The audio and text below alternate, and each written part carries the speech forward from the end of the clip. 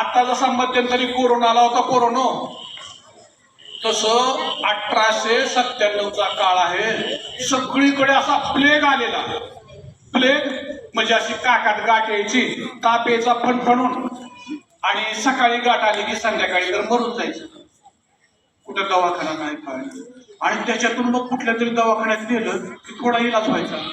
मग सावित्रीबाईंनी आणि ज्योतिरावानं ते तशीच त्या मुलीची डिलिव्हरी केली होती. तिचं नाव काशी. तर या काशीचं जे मूल होतं ते सावित्रीबाईनं मोठं केलं होतं, त्याला डॉक्टर केलं होतं. आणि ते डॉक्टर त्यावेळेस तिथं होता. तर मग सावित्रीबाईनं काय केलं, तर ज्याच्या घरात असा प्लेग आहे म्हटलं की घरची माणसं पळून जायची. असाच एक बौद्ध वस्तीमध्ये एक पांडुरंग गायकवाड नावाचं एक 5 वर्षाचं पोरग, त्याला प्लेग झालं. झोपडीत राहायचं. तर आई वडील गेले पळून, घरात कोणच नाही. मग ह्यानं पाणी नाही पिलंय, जेवण काय केलेलं नाही, सरपडतंय, वेपोळ्या सुरू. आणि हे सावित्रीबाईला कळालं. मग सावित्रीबाई म्हटली, अरे ते लेकराला आई नाही, वडील नाही, कुठे गेले पिऊन, मी त्याची आई आहे ना, मी घेईन ना काळजी. मग सावित्रीबाई गेल्या. पांडुरंग गायकवाड किती वर्षाचा? 5-6 वर्षाचा. त्याच्याकडे गेला. माईने त्याच्या तोंडावरून हात फिरवला, त्याला काहीतरी खायला दिलं, पाणी प्यायला दिलं, आणि म्हणली, बाळा माझ्या बरोबर चल. कुठं? तर माझा पोरगा डॉक्टर आहे म्हणले. यशवंत तुला दवाखान्यात घेऊन जाते.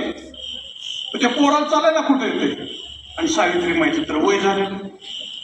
मग या सावित्रीमाईनं या बाळाला असं पाठीशी घेतलं आणि सावित्रीमाई चालत चालत चालत चालत गंजपेठेपासून साधारण वानवाडीपर्यंत पोलीस आहे तिथं त्यांच्या पोराचा दवाखाना होता यशवंतचा. तर दवाखान्यापर्यंत चालत आणलं. उन्हाचे दिवस हे मार्च महिन्यातले उन्हाचे दिवस होते. सावित्रीमाईनं पाटकोळी घेऊन हे लेकराला आणले. असं लेकराला डॉक्टर असे तपासायला लागले. तर सावित्रीमाई तिकडे थकून बसले. तर डॉक्टरच म्हणतात, आई का ग तू का थकून बसलेस? तुझा का चेहरा कोमेजलाय? तुझा का चेहरा सुकलाय? काय वाटतं तुला? नाही रे बाबा, मला बी जरा थोडं सांग, तू काहीच लागले. हा, यशवंतराव जवळ जातात डॉक्टर. बघतात सावित्रीमाईला ताप आलाय. आई अगं तुलाच ताप आलाय की. मग असं पाहिलं तर काकेत गाठ आली. अगं आई तू असं प्लेगच्या पेशंटला असं खांद्यावर घेऊन येतेस, कडेला घेऊन येतेस, त्यांची काळजी घेते, त्यांचे आई वडील काळजी घेत नाहीत, पण तू काळजी घेतेस.